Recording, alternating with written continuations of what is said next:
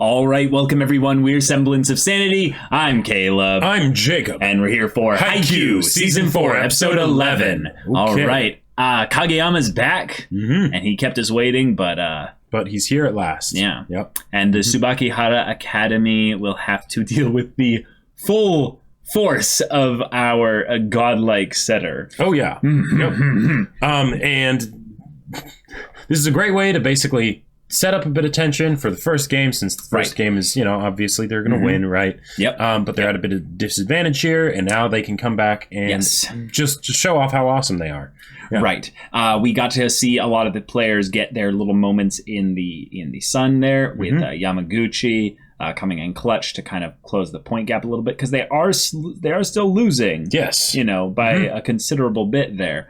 We got to see Kyoko focus even more, get running a little bit of backstory, and it's just like, we've come to appreciate our third years so much, given how much tension there was around them leaving. Potentially in season 1 when we interpreted what the inter-highs versus the spring tournament and all that. But Kyoko is one that she goes to if it's over. So yeah, Tanaka and Nishinoya will grieve.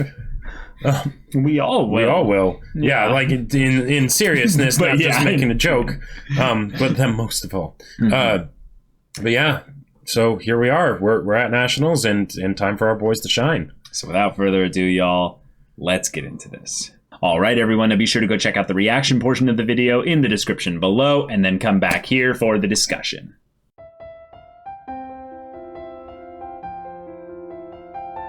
All right, we got ourselves our first win in Nationals. Yeah. Here we are. Okay, to the top. To the top. Road to the top. Let's do this. Let's go. Let's go. So we got ourselves a really dynamic look at how Karasuno as a team flows once they're firing on all cylinders. Yes. Where their weaknesses still are, and where their strengths really come into play here. Yeah. We saw Kageyama become the god of volleyball, and with what he is the radio control tower of nigh perfection. We saw him still get a little bit nervous with his serve as it came up to the set point area. We saw Tsukishima really I did not think that Tsukishima would be able to serve or set, but okay. Well, he not only set, which was amazing because it called back to the bit with him in the practice training bit with Shiratorizawa's camp thing that they got set up. Right. But also the other team acknowledging him, how he's a really annoying blocker because he knows not just where to be really well, but he knows the timing of how to jump for his block so that he can set up those one touches. Right. Because Tsukishima's tall, but the guy that they had on their other team, the other team that was really tall, like he was consistently going above the blockers, especially when it was like Daichi and Hinata in the front making the block. Yeah, Hinata, it's not pretty easy to go over. It's not as difficult, right? But Tsukishima was consistently making one touches on that rally that led to then Karasuno getting a point, that's tough. That's because it's just tiring him out. So and then we saw that his energy is one that he hasn't developed as much because he wasn't the one trying his hardest in the earlier parts of the year with cardio and all that. But what was that term that Kageyama used? Werishima? Werishima? Yeah, that was just amazing. Kageyama would never say that out loud. Yes, because then the rest of the team's gonna be like, did Kageyama just use a nickname? Yeah. The hell? Well, but Tsukishima still knows. He's like, he just badmouthed me. He just judged me basically for messing that up. But that was clearly higher than normal. Yeah. It's a cool thing to showcase when Karasuno messes up.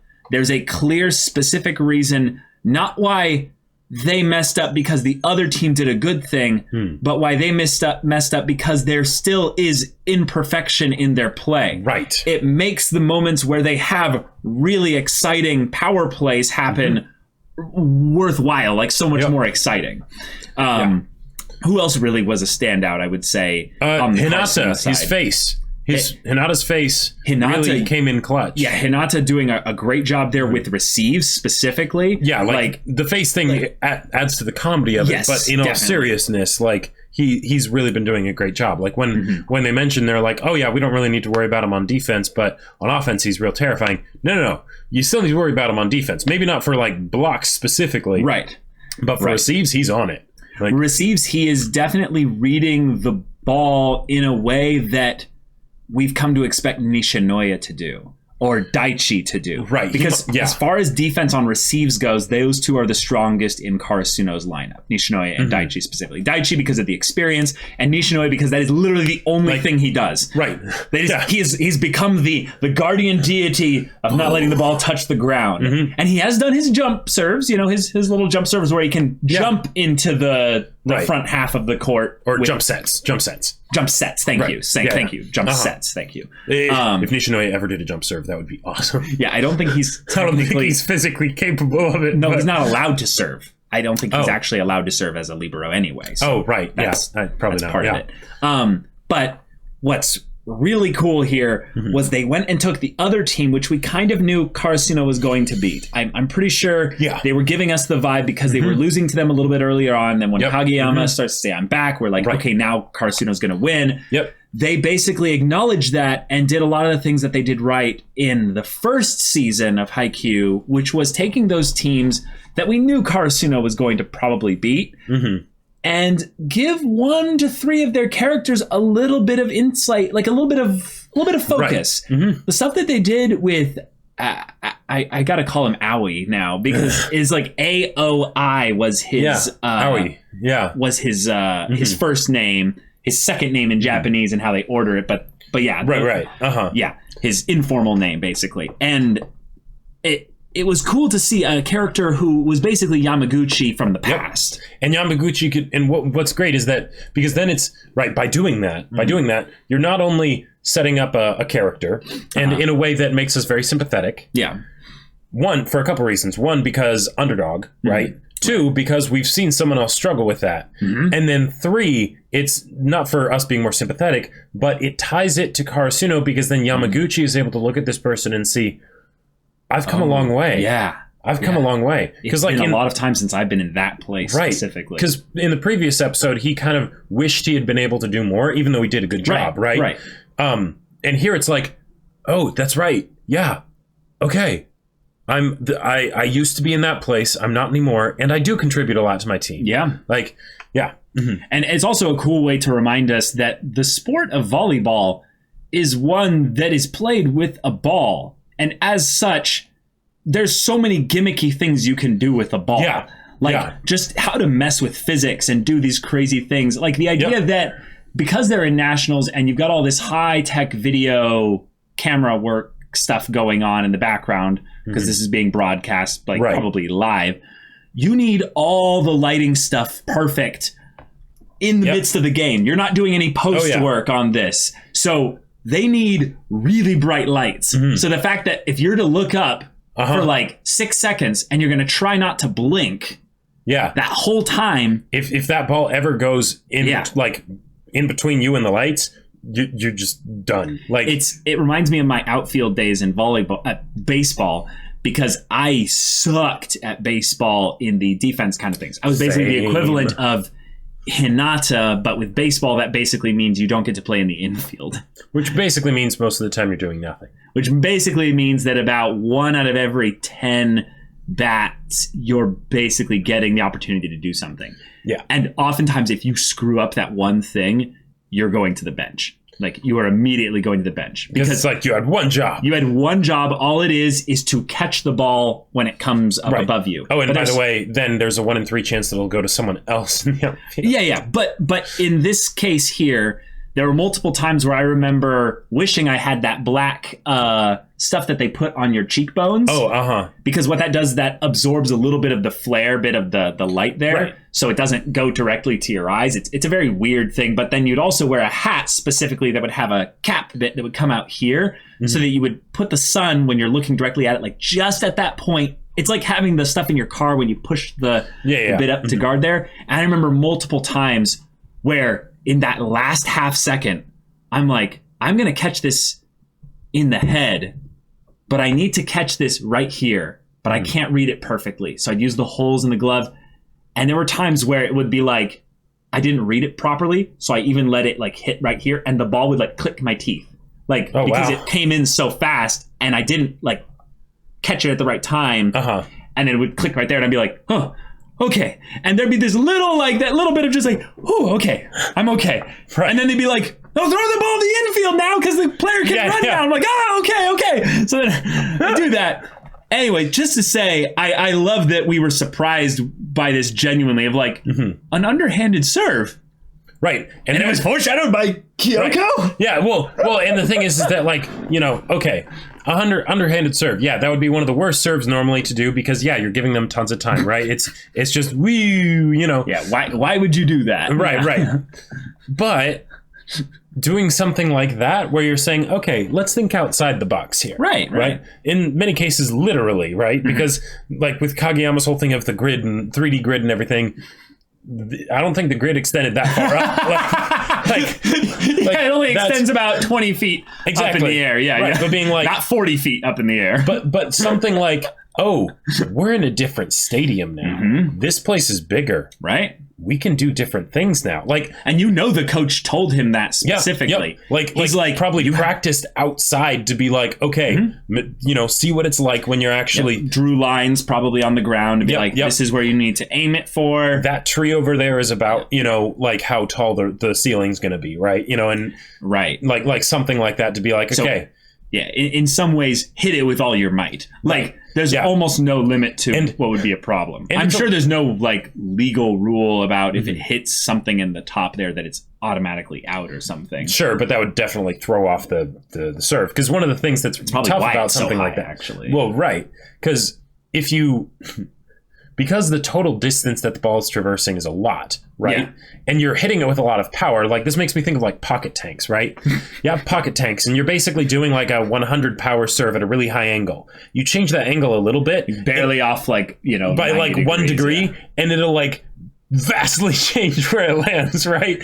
Because it's a big arc, right? So in a situation like this, the fact that he was actually able to have such precision with where it was going in the court, like granted, it wasn't precise, right? But there could have been like a very real thing could have been you serve it and it just goes outside the bounds, like, which is a thing I guess with serves normally, but like because the ball is traveling a very big distance. I think he almost did, because when he did it, if I go back and look, I think he specifically put a backspin on it because he hits it forward so hard. Oh yeah. That it keeps it in bounds more frequently. Wait. So watch this. He's staring at all of Karasuno and he's freaking out. Oh wait, no, they skipped ahead the actual set part there. Let me. There's a part. Okay, well I love that. Okay, here we go. So he lets it go. Okay, so there is no. Never mind. There is no backspin or what have you. But yeah, he's basically hitting it straight up. He's not actually trying to hit it forward as much. Okay. I love that the coach as well just seemed like a really wholesome guy for Tsubakihara Academy. That was awesome. Okay. Kinoshita got a serve and messed it up. But that's okay. Yeah. It's a cool thing to remind us that there are people on the bench at Karasuno and they are characters and they will be more relevant in the future after nationals because they'll be third years. Yeah. Like that's something to think about. Third years on the bench must, that's really suck. Really suck. Yeah. In some ways it might just be helpful when they come on more because then they'll be just physically stronger as well and taller. Well, and I'm guessing that they're probably going to practice because I'm guessing they're going to practice a lot more, now that they've actually gone to nationals. Yeah. Also, this really cool thing of having what I think is foreshadowing more for when our third years are doing this, but previous volleyball players at Karasuno coming over to see their juniors playing at nationals, fulfilling the dream that they set out, which is something that adds context to the fact that Daichi was the one that proclaimed at the very beginning of season 1 that we're going to go to nationals. And he's like on the tree branch. With the crows flying out behind him. Practically like setting the visual for the all in, synchronized attack, But it's also something where it's a great example to show that the dream is a dream that's been carried on and passed on like a torch from, third year to third year, right? Right. Daichi had someone that instilled it in him in the same way. Yeah. Not necessarily exactly the same way, but right. And now he's carrying it on. So it's this it's this great thing of, and now finally, it didn't happen in their time at Karasuno. Right. But now it's happening. Karasuno is going to nationals, and they might just be going to the top. Yeah, they're definitely going to be facing off against one or more of the really big teams that were foreshadowed with Kageyama's training camp. Now, I'm not necessarily super worried because one godlike player on a team does not a volleyball team make, right? Yep. So it's about everyone else that's with them. You need two. That's the Bokuto and Akashi combo there. And ideally you'd want 7. But ideally, yes. But it's one of those things where I feel like the time when we'll actually be able to get scared is when we see the players with their team and seeing, they're terrifying, but who else on their team is terrifying? I feel like Miya Atsumu, the one that kind of gave his commentary when he was like, who the hell is that kid? The setter that was telling Kageyama, you're goody two shoes, right? Uh-huh.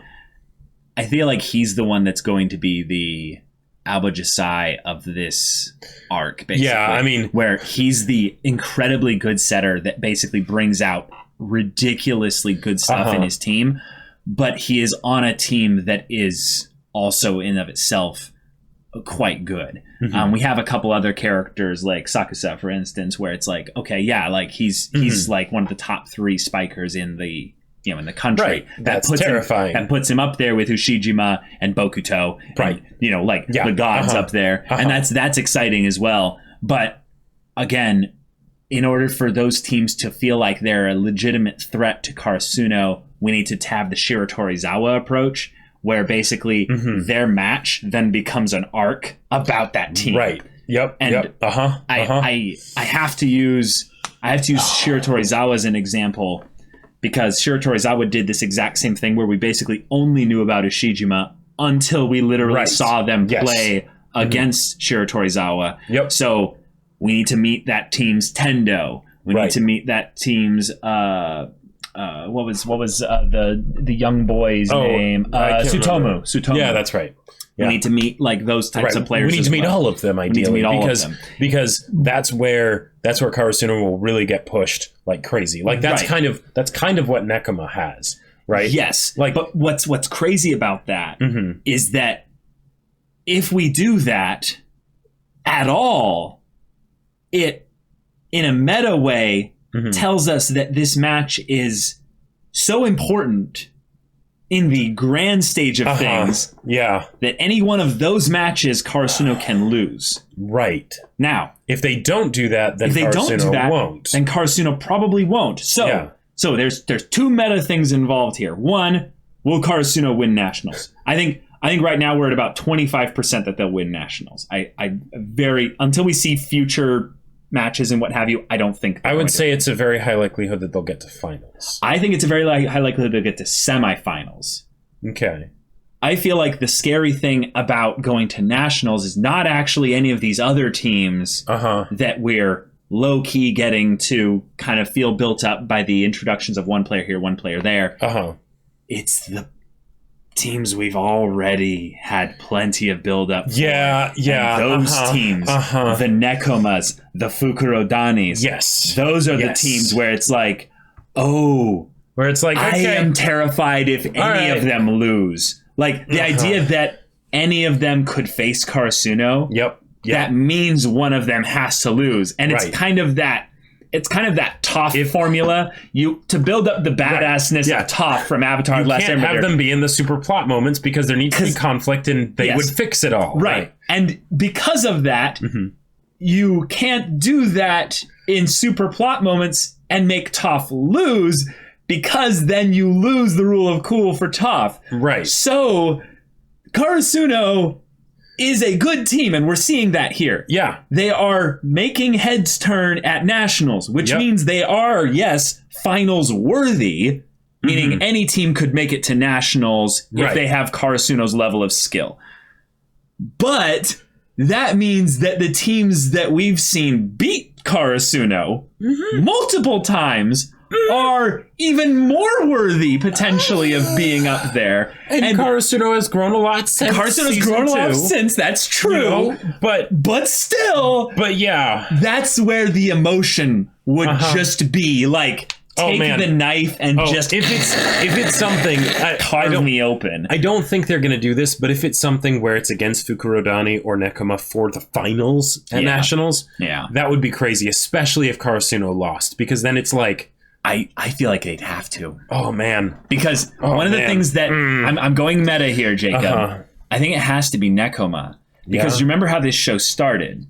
Karasuno is a forgotten team. They are the ones that are the fallen crows. They've been, kind of regarded as, they were once a great team, but now they're kind of in the trash dump. But who were their rivals at the trash dump? Well, yeah. Who were the ones that way back when they used to have this eternal back and forth with? It was Nekoma.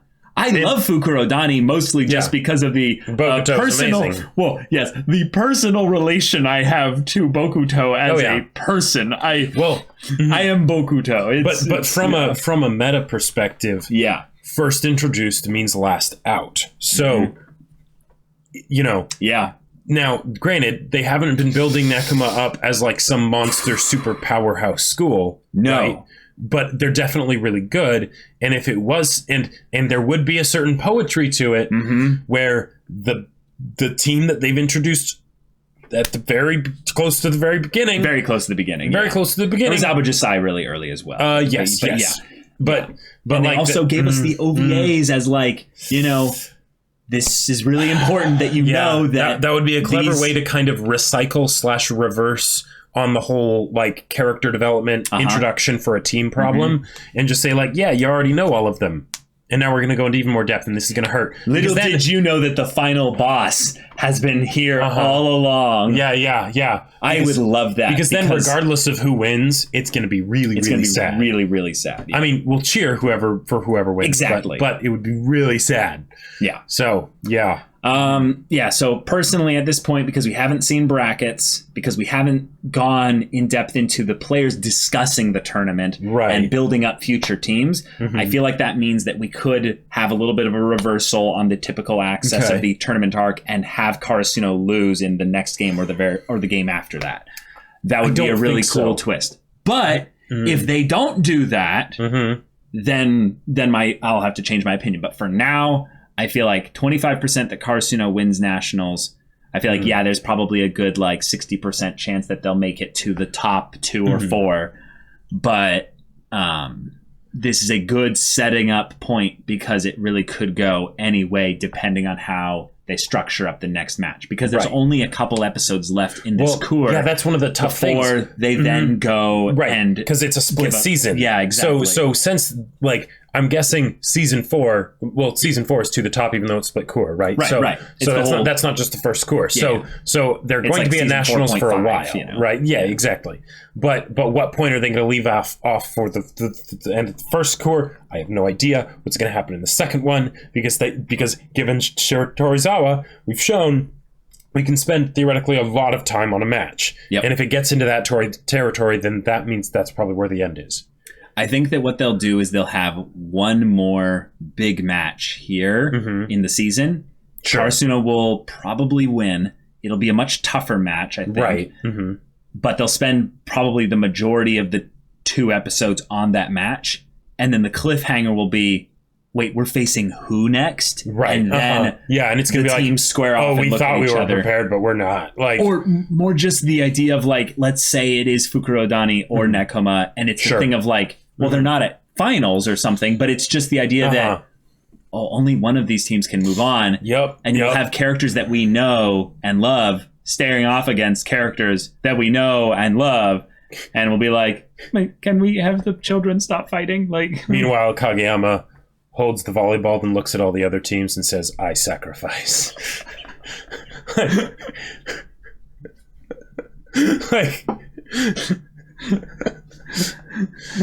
I mean, they talked. Speaking of Kageyama, let's adjust and go back to the initial episode discussion. Kageyama, they brought up the thing of the world is now going to notice Kageyama, and the idea that there was, for the reasons in which he was not noticed in, basically his skills would have been noticed in middle school, right? If not for his personality problems. So it looked like he was a bad setter. Yeah. But because of that, what's freaky is that I think he would have been looked at and maybe groomed a bit more by people that were like, like the Olympic Japanese volleyball boys Olympic coach person. Right. Yeah. If Kageyama displays such raw, incredible talent as that here, one of the things that I think could be a really, really like dramatic kind of feeling for the show is to have a moment where, you know, Karasuno's in their next year after nationals or what have you. They've done a match or what have you. And then some guy in a suit, or not even a suit, just comes up and just talks to Ukai and is like, may I talk to Kageyama after the match? Like, do you guys have time? And then Kageyama goes to talk with this guy. And Hinata's like, well, what's this? And Ukai's like, it's just some guy that wants to talk to Kageyama about stuff. And then Kageyama comes back. And he looks gray. Like, he looks like... They want to take him away. They want to take him away and go Olympic grooming on him. Right. Like, this is something that happens, y'all. We have a family member that... I probably shouldn't say too much details, but I know someone who got basically roped into that whole dynamic of the idea of getting groomed for a specific sport. And in that situation, it's not a team sport, so it's a bit different. It's a bit different, but the idea is that when that happens...